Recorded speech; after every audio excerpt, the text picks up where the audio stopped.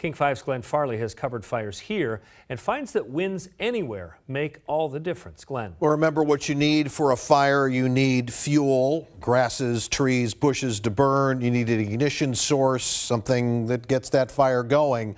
But that fire can stay small until you put wind behind it. Well, let me show you this graphic here. This is actually a fire you can see from space. And this picture taken by a NOAA satellite this morning, Santa Barbara, Los Angeles, Ventura. This is the Thomas fire. This is the smoke from it right here.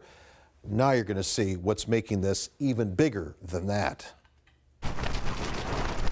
They're the strongest Santa Ana winds in years, gusts in excess of 60 miles per hour. The biggest fire so far seemed to come out of nowhere overnight. The Thomas fire erupted as people in Ventura County were asleep. Those fires joined by at least two others in the northern part of Los Angeles. And here, cameras capture one couple trying to make their escape as winds try and blow away what they're carrying.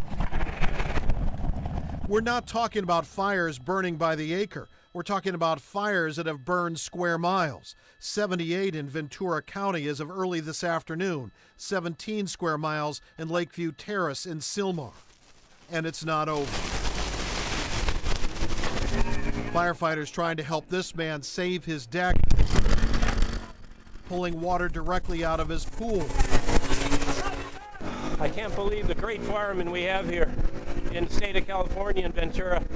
I don't know, it was ready to take the house and they showed up and I mentioned it to them. They were right in. Thank you, God. Then they spot the home next door, which is in real trouble.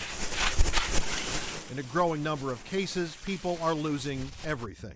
I can't believe here at 65 years old, I got to start over. It's a very tough situation. We're going to see more of those stories, unfortunately. And that's not that we're not without risk here. As you're going to hear from Rhonda in a minute, we're going to be going through a very long dry spell here in Washington. Yes, it's December. Yes, it's typically rainy. But the Department of Natural Resources, which is the main wildland firefighting agency for this state, has some concerns because we're going to be seeing winds, drier winds coming out of the east. And they're already talking to logging companies to make sure that any slash burns are out. Let's go back to you guys.